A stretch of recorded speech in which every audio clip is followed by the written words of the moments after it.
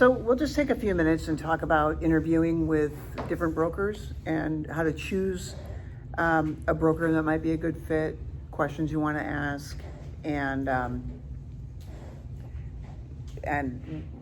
things that you might not think about already. And even if you already know where you're going, it'll help just to know things that you might not know that you need to know. So the first thing you do is think about your own personality and where the type of environment you like to work with. So some people really want to work with a big company. They want to be able to go to the office and network and get as much real estate vibes or whatever as possible, but others may not want that. I mean, others may want to go to a really small company, and you just don't feel like you want to be in a situation where you have to be around a lot of people. And it doesn't matter either way. I mean, whatever works with your personality is fine. The main thing is you're an independent contractor, you're working for yourself, so obviously you're splitting your commission with your broker, but ultimately it's your business, so you need to feel like you're comfortable where you are.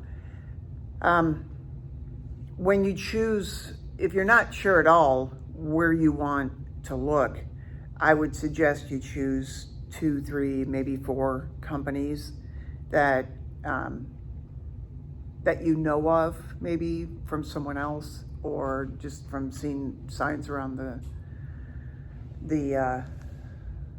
real estate signs, or you might know real estate agents that have said, hey, I'm with this company and I love them. Why don't you come over and interview with us and think about coming here? So whatever it is, I usually say pick a couple smaller companies, pick a couple larger companies, because then you can get a good feel for where you might fit the best. And the number one question you want to ask is training. What sort of training is available when I join the company? Because you're going in, you don't know anything. Because what you're learning here isn't really what you're going to be doing as a real estate agent. I was saying at lunch today, it's more like this is your algebra. It's something that you always have with you in your head. You may not realize you're using it, but you are. So what you learn here is the information on how to maintain your license, how to work with the public, how to be fiduciarily, if that's a word, responsible, and work with the public. But when you're with your brokerage, you're going to be learning how to market yourself, how to get sales, how to find buyers and sellers, and so it's all very, very different what you're going to be learning once you get there. How to sell a house, how to fill out a contract. And those are all things that are really important, because the last thing you want to do is to get a listing appointment or work with a buyer and you get to the point where you're writing a contract and you have no idea what you're doing. So you want to be able to go somewhere where you're going to have the support of the broker or the trainer, whoever it is, to help you get through your first few transactions. Some companies won't let their agents work at all until they've gone through a training program. So you'll want to find out if that's, what sort of training process is there? When am I eligible to start selling property? A lot of people get into the business, they've got family members or friends that immediately want to start looking for property. Well, is it okay if I do that? And sometimes the response is yes, but you have to shadow someone or have someone go with you. And if that's the case, then you need to know how much that person is going to be paid off of your commission.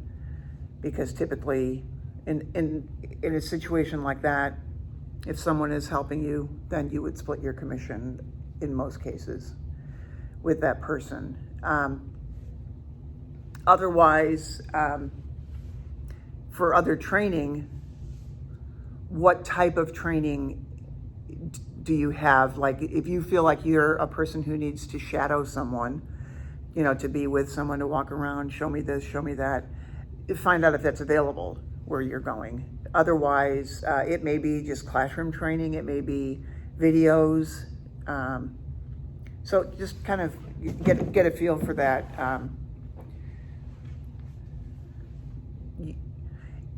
And think too that you're interviewing the broker almost more than the broker is interviewing you, because you're the one who's going to be hanging your license at the office, and you're going to be, it's going to be your livelihood. So you want to make sure that it's a good fit. And you know, you asked before, Brian, if or Bruce, if you can switch companies, and yes, you can. You could always switch your companies. The only thing is you don't want to be someone who switches companies a lot. So it's a good idea to get a good feel for your first company. And you're going to know within the first couple of months if you've made the right decision. It's always, if you don't feel like it's a fit, then you know that you can move to, and by then you will have talked to other companies and you've got your license, etc. So the next thing you want to find out is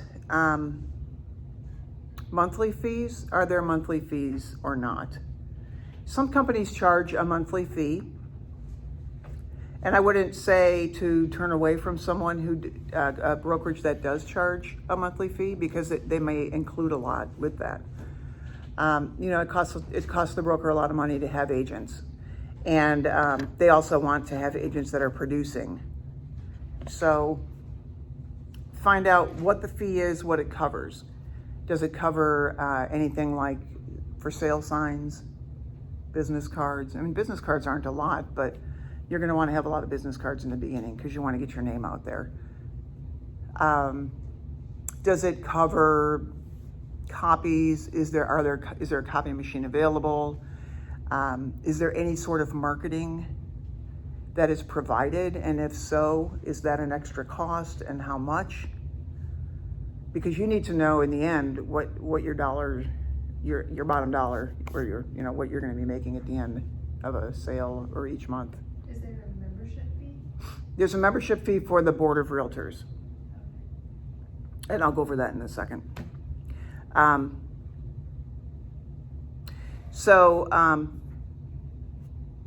Yeah, typically if there is a monthly fee, it would cover, it might cover errors and omissions insurance as well.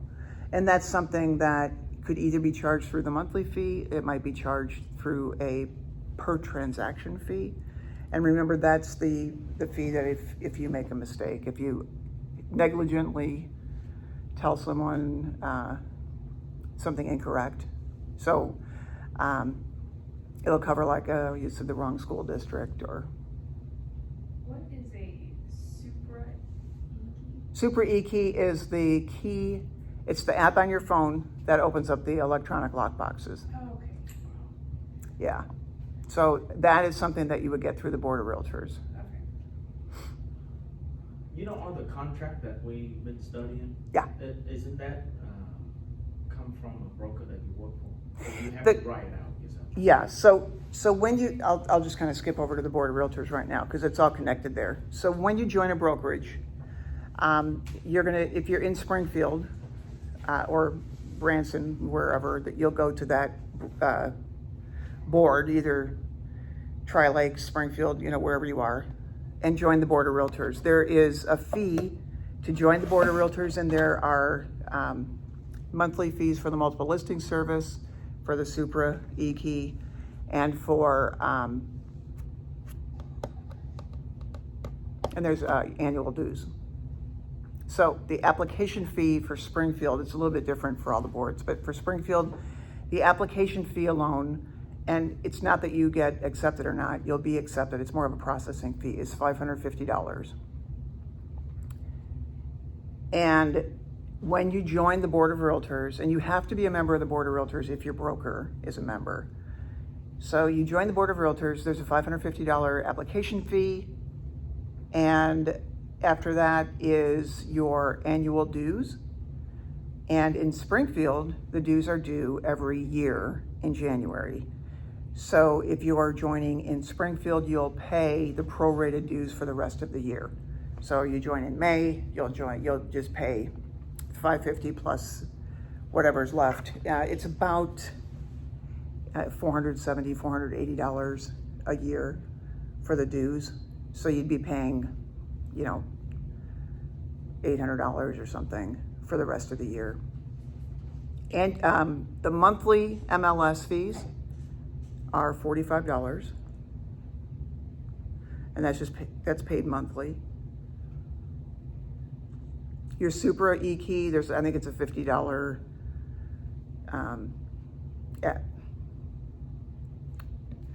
initial fee just to turn the key on, and then it's about $17 a month. Okay. And that only work in any house in Missouri only? It depends. It goes by MLS.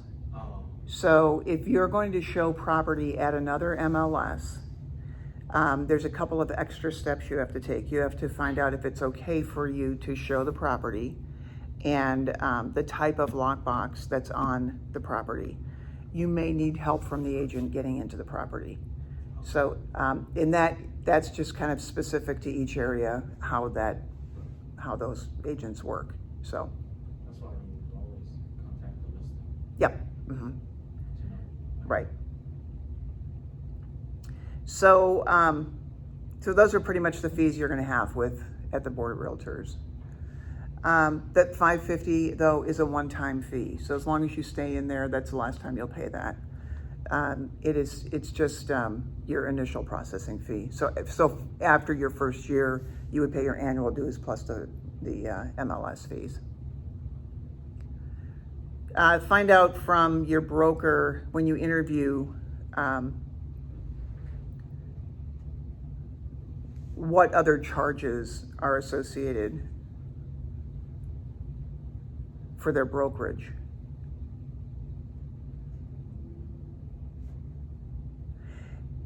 So you obviously are going to be sharing your commission with your broker. You want to find out what your commission split is going to be. And that it can be anywhere across the board. So you might start out on a 50-50 split between you and your broker, all the way up to 90-10, depending on if you have a hefty monthly fee. So it really depends on the brokerage that you decide to join. So you must discuss your commission splits. Yeah. And you say this is negotiable, and Well, it's considered to be negotiable, yes. so let's say if they say 50-50, you can say, could we do 60-40? You can ask. It's hard when you're first in the business because you need training and et cetera. So, I mean, it never hurts to ask. But just know that when you're brand new and they're going to need to help you and train you, that typically it's not as negotiable until you get where you're, I don't want to say more valuable, but where you know more, I guess, would be the best way to put it. Make yourself more marketable. Yeah. Mm-hmm. So I should also ask if there's a contract between. Ask if there's a contract. There typically shouldn't be because you're an independent contractor, but do ask. That's important. Right. They may, because there may be education that's provided, but if you leave the company within X amount of time, then you have to reimburse for part of that. So, that would be something to ask. Right. When you find out what your splits are, so those are paid in different ways. A lot of times you'll start at one split, and then as your sales increase, you get more. So just kind of, like it's tiered. Other companies do a cap where you make so much money for the company, and after that you can keep everything that you make. So the company's made whatever it is that they're going to make off of you, and now what you earn is your own. You need to find out how much in sales you need to make that amount that company is going to, where you're going to get your cap.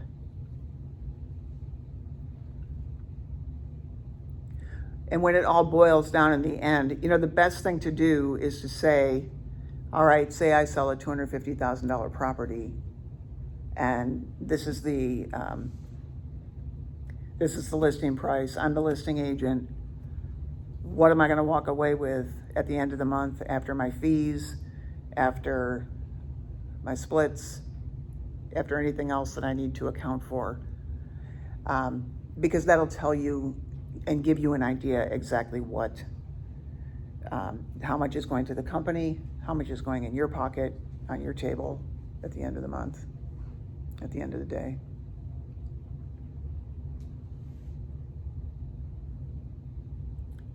There's really no bad company, which is good, because, I mean, the Real Estate Commission makes sure that there's no bad companies.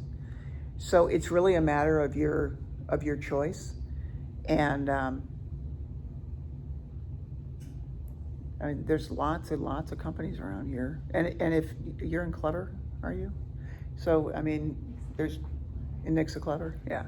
I mean, there's companies close to where you live. There's, I mean, obviously, Springfield's not that far either, but I mean, it's like, but depending on where you are, you know, if you're someone who wants to be close to home or not, I mean, that the options are there. And that's another thing, is to find out if you have to be in the office. I mean, now that COVID is kind of starting to fade off a little bit, some agents want to be in the office, some don't want to be in the office, some can't be in the office. So find out what to do. I have a client. Where am I going to take my client? Can I come in and just sit on the computer? Is there a place for me? Do I have to pay extra if I have an office? And then also, if you do plan to keep a job, remember that if you're going to be in real estate, that a lot of brokers are okay with you having a job, but you might also need to figure you're having 2 full-time jobs. So real estate, in order to build your company up well, your real estate business up well, you need to devote as much time as possible to it. So, you know, just find out from your broker, is it okay if I still have a job? If you're planning to phase out of your job and go into real estate full-time, you know, just let them, you know, kind of talk that over with them. And if you want to keep both jobs, that may be fine too. They just need to know that that's what your plans are. They need to know what, you know, how to approach your business on their end as much as you do on your end. So, okay? Any other That's questions? something you need to ask Yep. specifically. Ask specifically. If they let you work on your time that you want, or is there like a time, like how many hours they want you to be in the office? Right. Is there anything that's mandatory? Obviously, you're an independent contractor, so your own employee. However, though, you are working for the broker, who can choose whether or not to keep you. So you just want to stay in touch with the broker to let them know, you know, hey, this is what I'm thinking about doing.